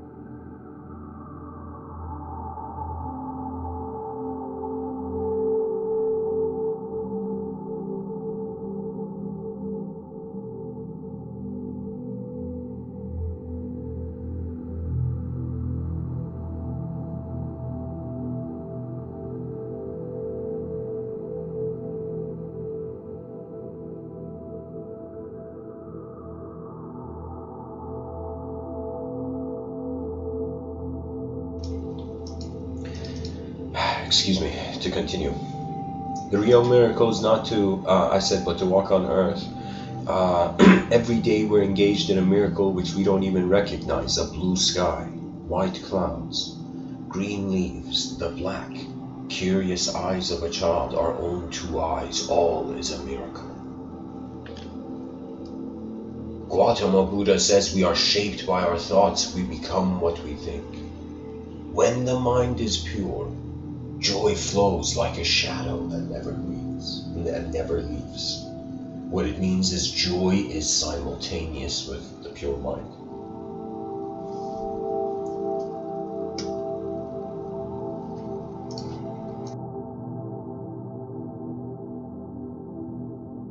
Again, I would say that this purity is not an ideological behavioral algorithm. This purity is decency to how you're being nature before any concept that can own nature.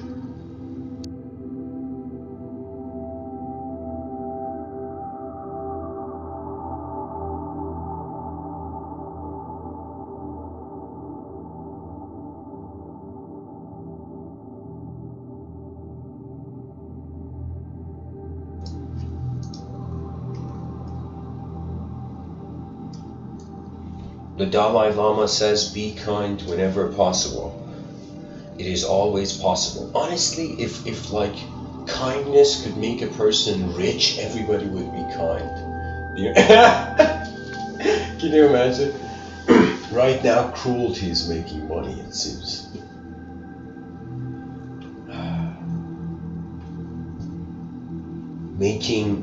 Honestly, money is energy. It's just how that energy is used is cruel. The Dalai Lama says, open your arms to change, but don't let go of your values. Buddha says when words are both true and kind, they can change the world. Yeah. Any word can change the world. I mean, it's just the whole thing is we have been ignorant of the unknown observer. If someone, any being, finds contentment with the unknown observer, let me tell you what emotion arises, or potentially can arise. The emotion that the self was never wrong, but now the world. That means it's as if you have used your energy throughout the whole lifetime to be a self. Now you're like, what about the world? It's like it's the great calling of the individual towards the global effort. So many stories will be written in the future about human beings like from now on to the future will become global. It's the emergence of global personalities. Now these global personalities, which a lot of people are putting as media, you can say media is like mass worship. And it's not that worshipping is right or wrong. It's just that wherever the attention is bound, right? If somebody tells you, look to the left, you're not seeing what's right, you know?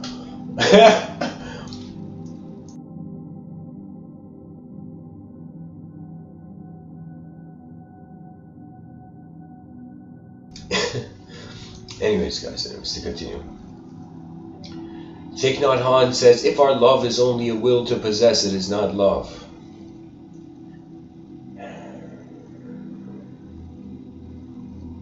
Ajahn Chah says, do not try to become anything. Do not make yourself into anything. Do not be a meditator. Do not become enlightened. When you sit, let it be. Let it be. What you walk, let it be. I think it should be when. When you walk, let it be. Grasp at nothing. Resist nothing. That means it's like when you realize your nature, you suddenly realize there's no reason to fight with yourself anymore. So you instantly forgive the world in the sense that it didn't know better. So evil just becomes nature in that moment didn't know better. That's it. There's no... the response is, where does the attention go, you know? That means what is more evil than the attention that was on good no longer being on good? It's the attention that's, imagine trying to be like 10,000 steps ahead good. One bit of evil is just going to be inspiration. You know, the evil is going to be inspired. You know, so it's, and of course morality is a tug of war game.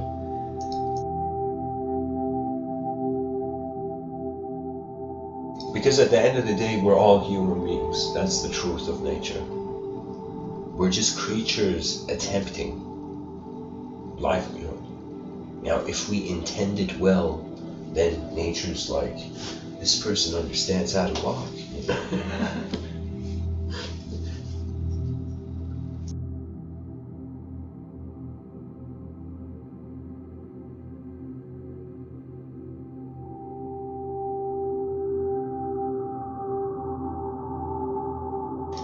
The Buddha says, just as a mother would protect with her life her own son, her only son, so one should cultivate an unbounded mind towards all beings and loving kindness towards all the world. One should cultivate an unbounded mind, above and below and across, without obstruction, without enmity, without rivalry, standing or going or seated or lying down. As long as one is free from drowsiness, one should practice this mindfulness. This, they say, is the holy state here.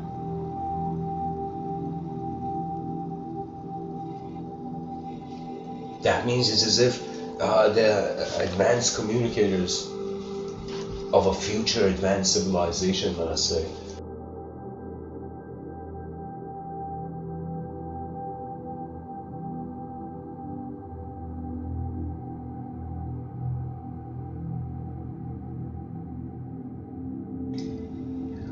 another way I could say this idea with the advanced communicators is they are the unknown watchers. They're the watchers of the unknown in the realm. Because they can be content with the unknown, they can look at how different ways known systems are happening. But if they identify, suddenly it blocks your view of so many things you can see in the moment. A person can look at their hand and be like, what am I looking at? And you're like, it's just a hand. Then you zoom in and you see the lines on your palm. Then you zoom in and you see some of those lines represent certain geometrical shapes. Then you zoom in and you see it's as if what is inside the outline of geometry is color.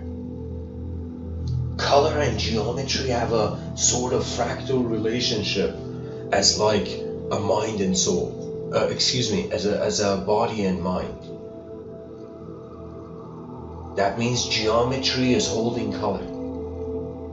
If we are to have different colors, think about it. You know, there has to be that line that makes the colors different from one another.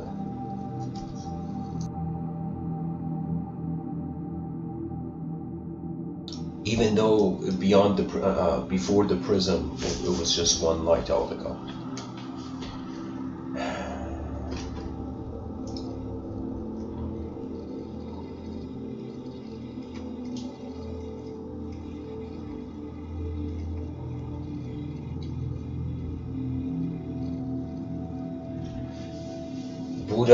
Gautama Buddha says, in every trial, let understanding fight for you. Gautama Buddha says the cause of all pain and suffering is ignorance.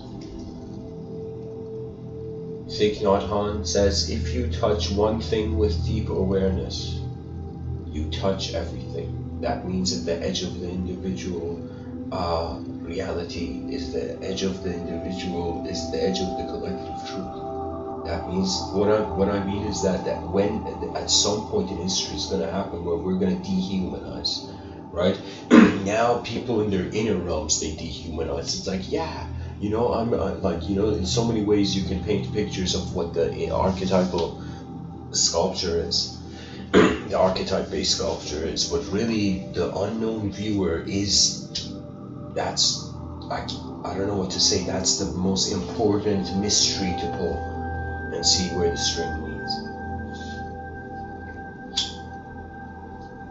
It's like we gotta, it's like being human is an opportunity, so we gotta in the outer realms be human beings. In the inner realms it changes, but I'm saying if you put an effort to be a human being in your inner realms as well, that means you have an inner realm honor for how you're being human in the outer realm.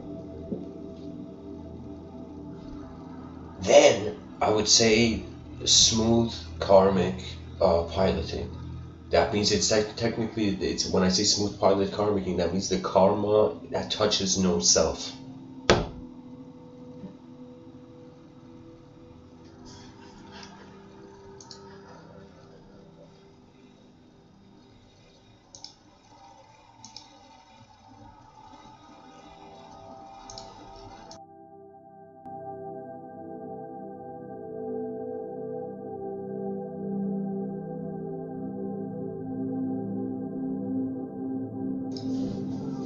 You know, when I look at this picture of this cat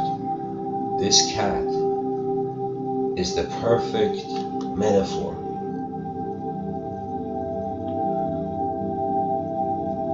for the future generations.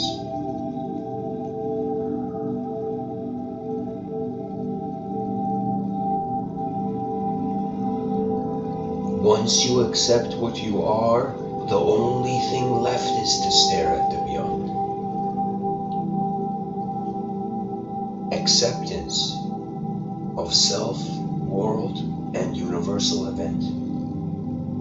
And that a universal event based on how you interpret the known and the unknown can be intelligent to you, can be non-intelligent to you, and whatnot. So your attention, like our ancestors, you know, they would go into the battlefield and they had a sword and a shield, let's say. You know, that was like primitive combat.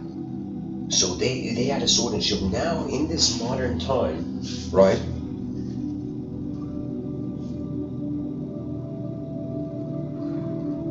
That sword and shield is no longer physical. The sword and shield are ways that the attention can be held in the moment. A person cannot be defensive. You know, they say like they can be defensive, and then there's times where the better defense system is to keep the opponent distracted away from their key what do you call it?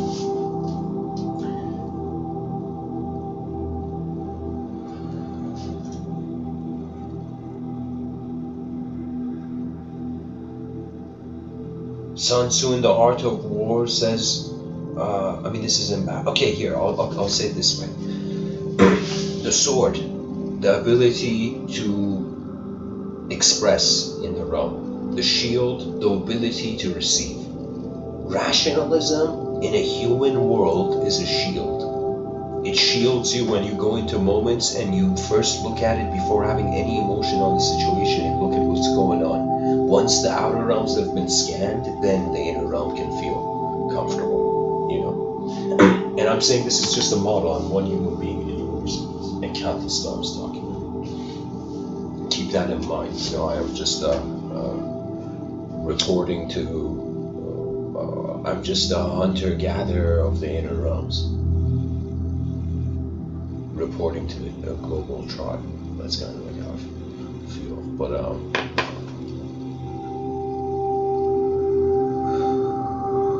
so attention can be wielded as from within going outside. That's the sword. And attention can be aware before the thing comes. That means whether offense is the best defense.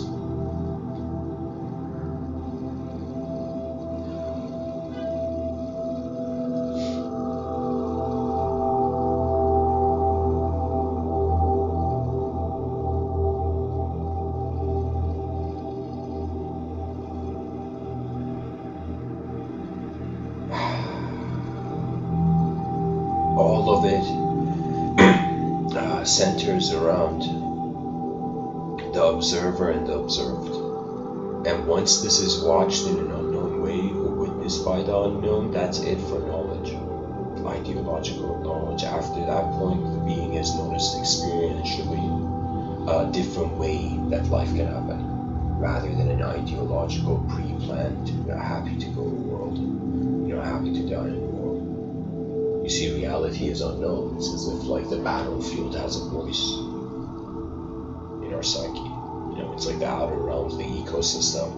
I'm pretty much calling battlefield maybe an intense word, but I'm saying like the ecosystem, like the environment is speaking to us by the way it's being, right? And what we do in the environment and how that echoes into this universal event, regardless of how we're being an individual localized event. It's as if this unfathomably, non-locally contained, local universal event.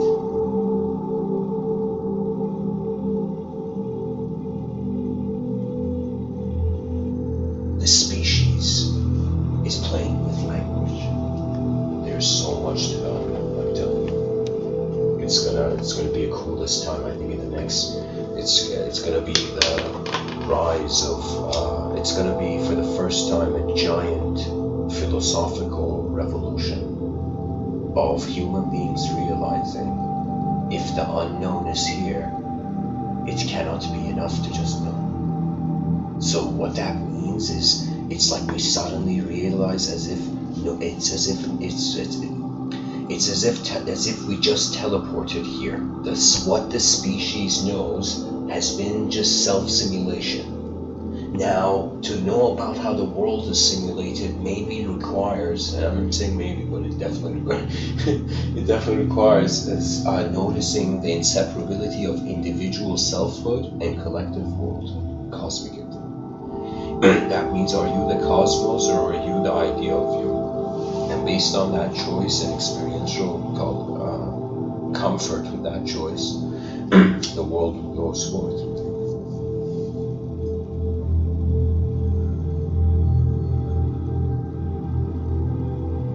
And it's very hard to fear a world when you don't know who you are. That's even the most mind-boggling. The verses I forget, like I have fear, like who has these fears? What is this? Like who am I? Right? So in the outer realms, human. In the inner realms, just potential of attention wherever it goes.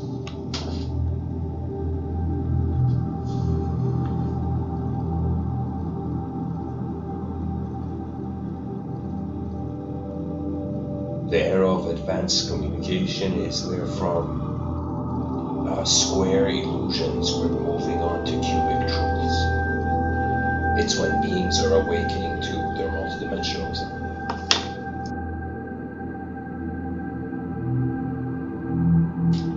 We are the universe watching itself healing for a little while. It's kind of cool, actually. But the mysteries stand, and if you care for the world, you'll try to see it.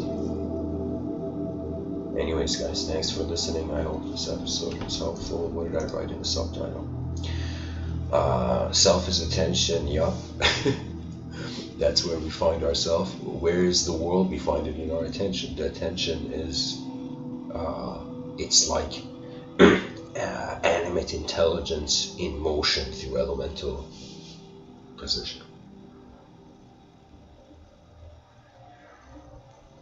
We just need to instantly build advanced global networks of communication. I've thought of this idea of School of Athens 2.0. I'm going to give a talk on it maybe tomorrow or maybe tonight or whatnot. But I wanted to give this talk where human beings all around the world have to realize it's not just an it's not just an emotional, cultural way that we have to live. Right, so there's ways, it's like a person is born and they're like, how should I live? And they look at how people in the past have lived, right? And then they look at how people are living now. Or they can wonder to some degree, I am a DNA like never been here before, right? So, excuse me.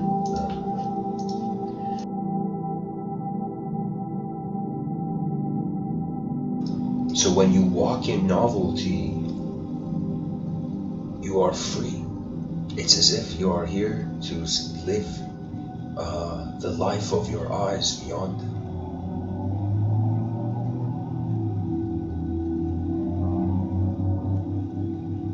The poet Rumi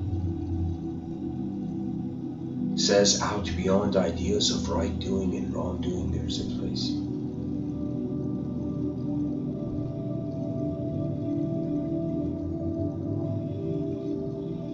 He says, I will meet you there. And then he says, when the soul sits on that grass, like as if it's a grassland, that place beyond right and wrong, when the soul sits on that grass, Rumi says, the world is too full to talk about. That means when you get a glimpse of universal being, there is nothing to really say. So language is rendered as a playful tool which can be used for the outer realms.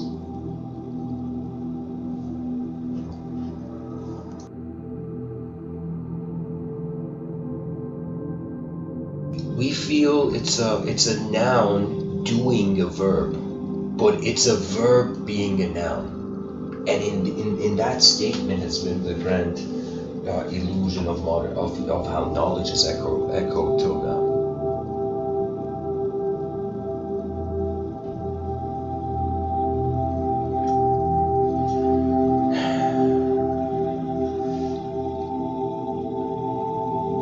The advanced communicator is the advanced communication of their universal sector.